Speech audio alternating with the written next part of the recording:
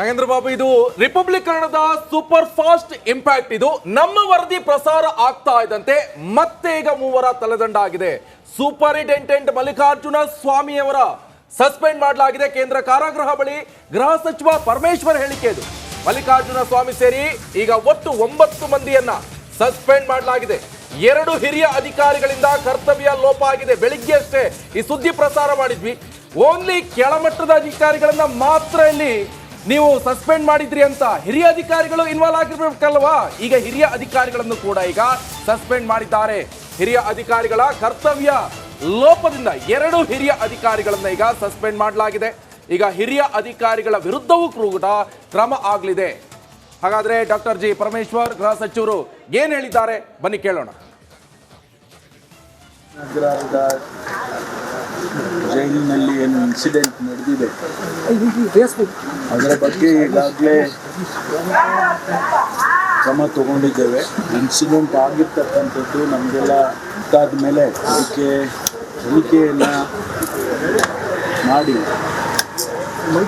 7 ಜನ ಅಧಿಕಾರಿಗಳನ್ನು ಈಗಾಗಲೇ ಸಸ್ಪೆಂಡ್ ಮಾಡಿದೆ. ಅದಾದ ಮೇಲೆ ನಾನು ಮುಂತಾನೆ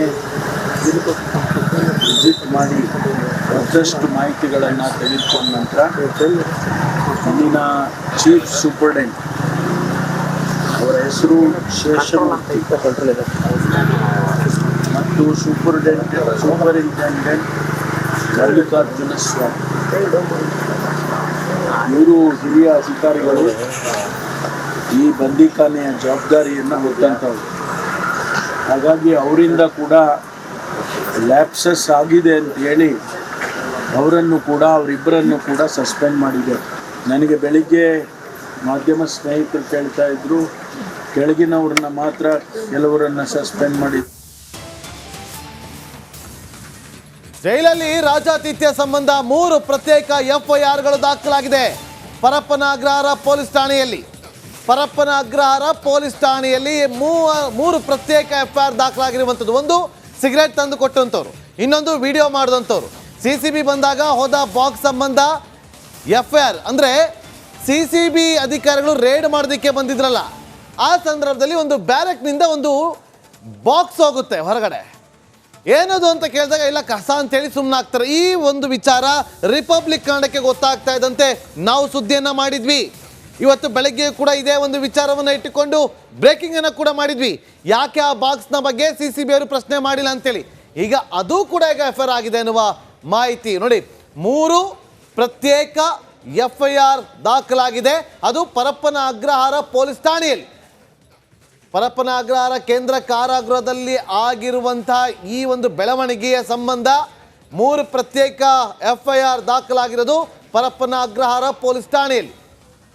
ಇನ್ನು ಇದೇ ವಿಚಾರಕ್ಕೆ ಸಂಬಂಧಪಟ್ಟಂತೆ ಈ ದರ್ಶನ್ ಶಿಫ್ಟ್ ಆಗ್ತಾರಾ ಬೇರೆ ಕಡೆಗೆ, ಬೇರೆ ಜೈಲ್ಗೆ ಶಿಫ್ಟ್ ಮಾಡ್ತಾರಾ ಇಲ್ವಾ ಅನ್ನೋ ಚರ್ಚೆಗಳಿಗೆ ಪರಮೇಶ್ವರ್ ಅವರು ಒಂದು ಉತ್ತರವನ್ನು ಕೊಟ್ಟಿದ್ದಾರೆ. ಏನು ಹೇಳಿದ್ದಾರೆ ಕೇಳಿ. ಶಿಫ್ಟಿಂಗ್ ಅದು ಈಗ ಸದ್ಯದಲ್ಲಿ ನಾವು ಚರ್ಚೆ ಮಾಡ್ತಾ ಇದ್ದೇವೆ. ನೋಡೋಣ ಅದು ಏನು ಯಾವ ರೀತಿ ಮುಂದಿನ ಕ್ರಮ ತಗೋಬೇಕು ಅದನ್ನು ಮಾಡ್ತೀವಿ. ಶಿಫ್ಟಿಂಗ್ ಅದು ಈಗ ಸದ್ಯದಲ್ಲಿ ನಾವು ಚರ್ಚೆ ಮಾಡ್ತಾ ಇದ್ದೇವೆ. ನೋಡೋಣ ಅದು ಏನು ಯಾವ ರೀತಿ ಮುಂದಿನ ಕ್ರಮ ತಗೋಬೇಕು ಅದನ್ನು ಮಾಡ್ತೀವಿ.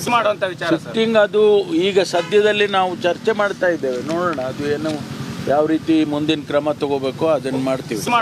ಶಿಫ್ಟಿಂಗ್ ಅದು ಈಗ ಸದ್ಯದಲ್ಲಿ ನಾವು ಚರ್ಚೆ ಮಾಡ್ತಾ ಇದ್ದೇವೆ. ನೋಡೋಣ ಅದು ಏನು ಯಾವ ರೀತಿ ಮುಂದಿನ ಕ್ರಮ ತಗೋಬೇಕು ಅದನ್ನು ಮಾಡ್ತೀವಿ.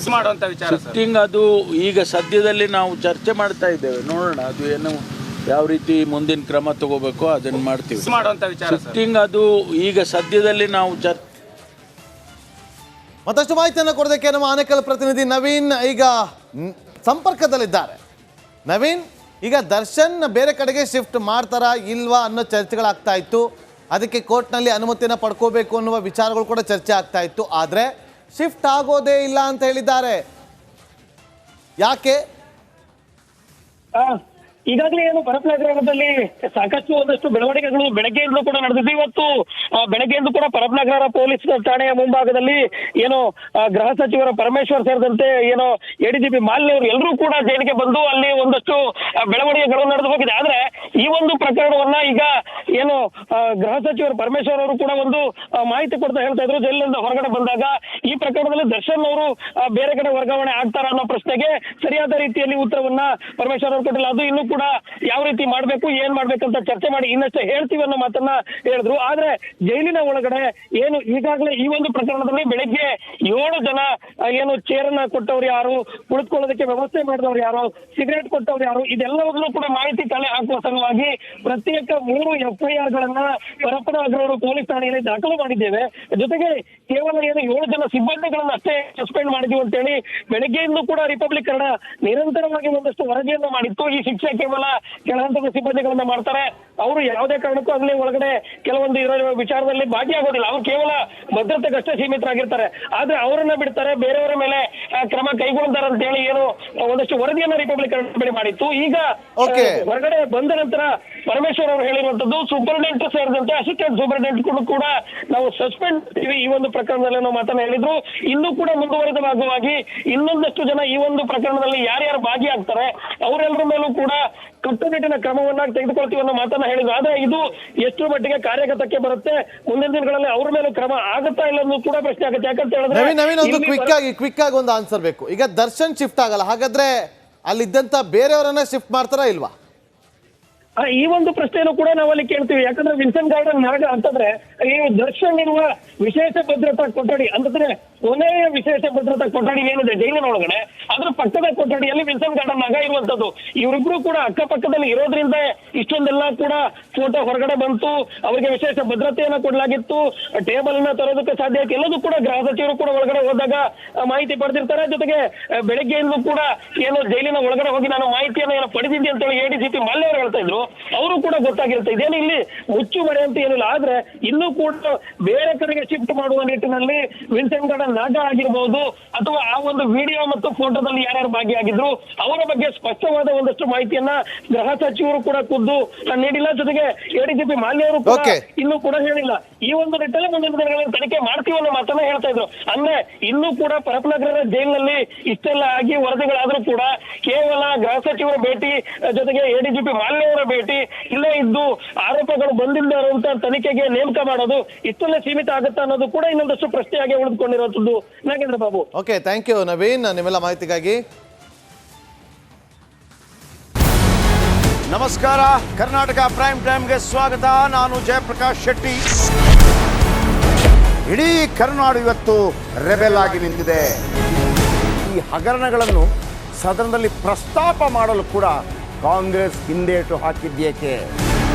ನಿಮ್ಗೆ ಸಂಬಳ ಅದಕ್ಕೆ, ನಿಮಗೆ ವಾಹನ ಅದಕ್ಕೆ, ನಿಮಗೆ ವೆಪನ್ ಅದಕ್ಕೆ, ನೀವು ಅದನ್ನು ಸೆರೆ ಹಿಡಬೇಕಾಗಿತ್ತು. ನೀವು ವಿದ್ಯುತ್ ಬರ ಇದೆ ಅಂತ ಹೇಳ್ತಾ ಇದ್ದೀರಿ, ಎಲ್ಲಿ ಬರ ಇದೆ ನೀವು ಹೇಳಬೇಕು. ಪಾಕಿಸ್ತಾನ್ ಆಕ್ಯುಪೈಡ್ ಕಾಶ್ಮೀರ್ ಅದು ಎಂದೆಂದಿಗೂ ನಮ್ಮದು. 40 ಮೆಷಿನ್ಗಳು ತಂದಿತ್ತು ನೋಟ್ ಎಣಿಸುವುದಕ್ಕೆ, ಅದೇ ಹಾಳಾಯಿತು. ಮಥುರಾದ ಗಲಾಟೆ ಇದೆಯಲ್ಲ, ಅದು ಸ್ಥಳೀಯವಾಗಿ ಕೂತು ಪರಿಹರಿಸಬಹುದಾದಂಥ ಕಾನೂನಿದೆ. ಗ್ಯಾರಂಟಿ ಯೋಜನೆಯಿಂದ ನಷ್ಟ ಆಗಿದೆ, ಲಾಭ ಆಗಿದೆ, ದಯವಿಟ್ಟು ಹೇಳಿ. Dawood Ibrahim most wanted criminal ಯಾವಾಗಾದ ಅಂದರೆ ಇಲ್ಲಿ ತನಕ ಭಾರತ ದೇಶದಲ್ಲಿ ಓರ್ವ ದಲಿತ ಪ್ರಧಾನಿಯಾದಂಥ ಇತಿಹಾಸವೇ ಇಲ್ಲ. ರಿಪಬ್ಲಿಕ್ ವರ್ಲ್ಡ್ ಆಪ್ ಇದು ಕೇವಲ ಅಪ್ಲಿಕೇಶನ್ ಅಲ್ಲ, ಸಮಗ್ರ ಸುದ್ದಿಗಳ ಸಂಪರ್ಕ ಮಾರ್ಗಕ್ಕೆ ಕ್ರಾಂತಿಕಾರಿ ಬದಲಾವಣೆ. ರಿಪಬ್ಲಿಕ್ ವರ್ಲ್ಡ್ ಆಪ್ ಕೇವಲ ಸುದ್ದಿ ಅಪ್ಲಿಕೇಶನ್ ಅನ್ನ ಪರಿಚಯ ಮಾಡ್ತಾ ಇಲ್ಲ, ಬದಲಾಗಿ ಡಿಜಿಟಲ್ ಸುದ್ದಿ ಬಳಕೆಯ ಹೊಸ ಯುಗಕ್ಕೆ ನಾಂದಿ ಹಾಡ್ತಾ ಇದೆ. ಇದೊಂದು ಬ್ರೇಕಿಂಗ್ ನ್ಯೂಸ್, ಪ್ರಭಾವಶಾಲಿ ಕಾರ್ಯಕ್ರಮಗಳಿಗೆ ಗಟ್ಟಿಯಾದ ವೇದಿಕೆ. ರಿಪಬ್ಲಿಕ್ ವರ್ಲ್ಡ್ ಅಪ್ಲಿಕೇಶನ್ ಈಗ ಲೈವ್ ಆಗಿದೆ. ಗೂಗಲ್ ಪ್ಲೇ ಸ್ಟೋರ್ ಮತ್ತು ಆಪಲ್ ಆಪ್ ಸ್ಟೋರ್ ಎರಡರಲ್ಲೂ ಲಭ್ಯವಿದೆ. ಈಗಲೇ ಡೌನ್ಲೋಡ್ ಮಾಡಿ.